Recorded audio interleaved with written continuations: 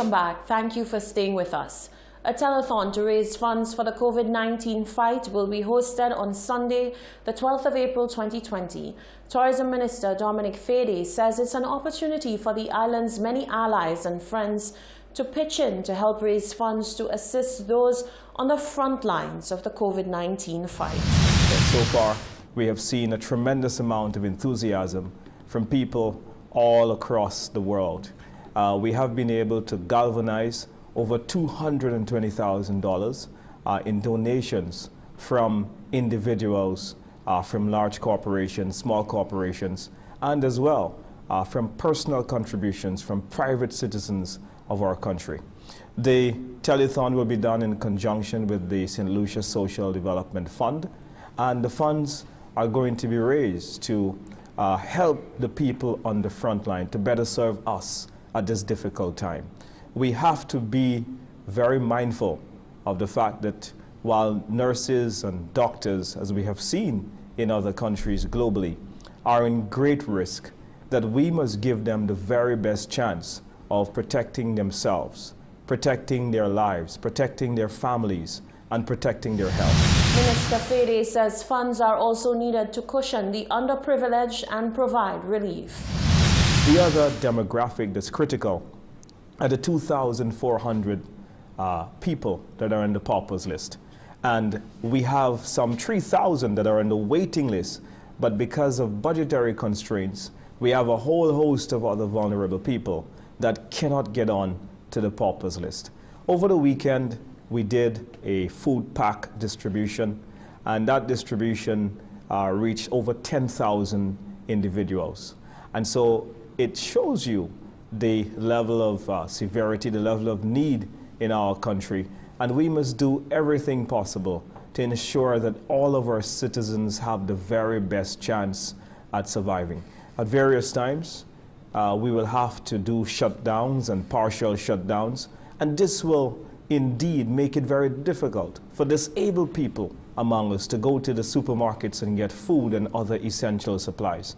We have to have a fund to bring about relief. We have to have an opportunity, an avenue by which we must care for these individuals that are in need. Again, the COVID-19 telethon will be hosted on NTN on Sunday, the 12th of April 2020. Transport Minister Guy Joseph says discussions are ongoing with the National Council on Public Transportation with regard to the significant negative impact of the COVID-19 pandemic on the sector. New stipulations, including a 7-passenger limit and movement taking place only within designated zones, mean that routes will either be operating at a very limited capacity or not operating at all.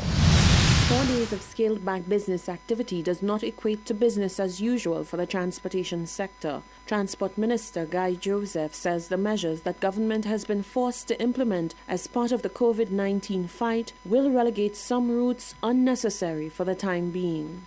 I have had discussions, and discussions are continuing with the National Council on Public Transport. The areas that are with the greatest impact where none of the buses may be required to operate would be 2H, which is Castries to Vieux-Fort, because nobody would be traversing from that area to that area. And I think it is 3F, if my memory serves me right, Soufrière to Castries. These 2 sets of buses would not be operational during the next 4 days of business activities, at least as far as we know for now. Later on, when things change and we make a different announcement, then they would be. But for the rest of the buses, they would be operating on a scaled down level, because we had already implemented a rotation system, and we do not expect an overflow of persons.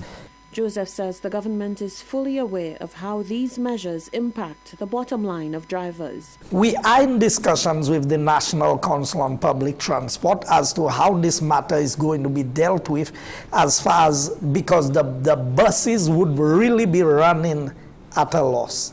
Because 7%, 50% of capacity or 7 passengers cannot even manage the cost of operations. But we are working out some mechanisms as to how we are going to deal with this. But the bus fares remain the same as they are. There's not going to be any change in the bus fares. He cautioned that police will be instructed to ensure that all drivers comply with the protocols put in place or face strict penalties. In fact, one of the things I would encourage the police to look out for is that there are some buses that don't belong to the associations and they are not adhering by the rules. These buses should be impounded once they are found. There should be, and these vehicles should only be released after we've resolved our issues with COVID. So people need to understand that we are not being hard just for being hard. It is important that we follow these basic procedures.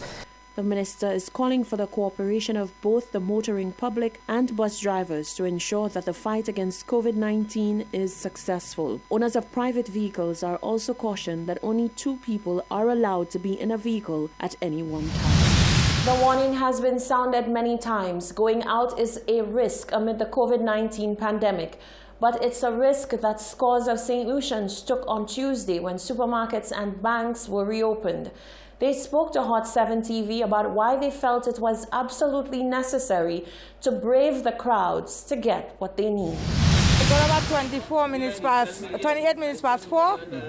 Yeah, and I reach in town for about 5:30. Yeah.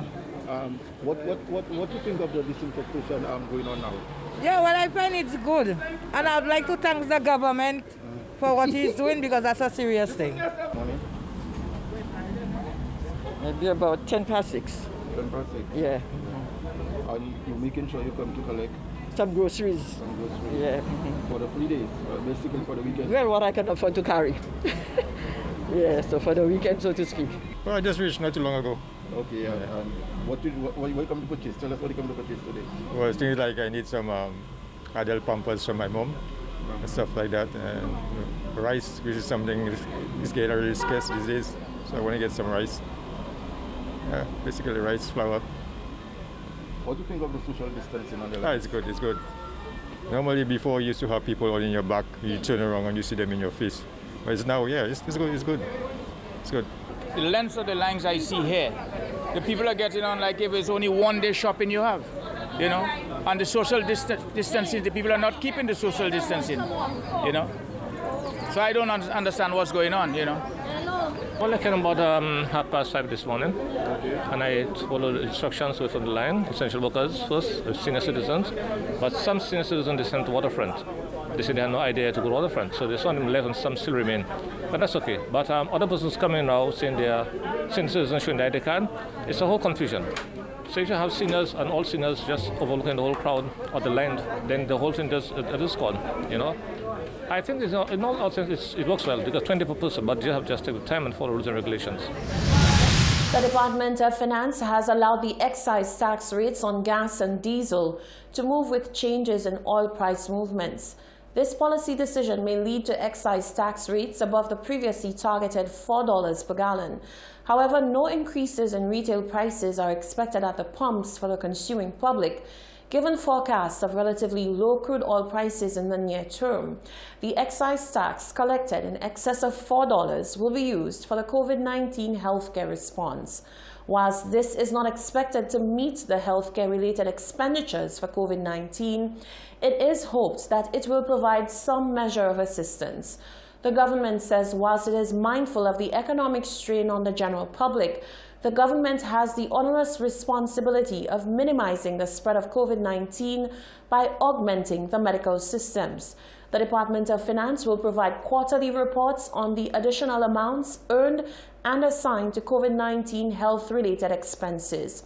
The government says it will continue to monitor developments in world oil prices very closely and announce any further policy changes with respect to fuel prices. This is the Hot 7 TV Nightly News. Stay with us. There's more coming up after the break.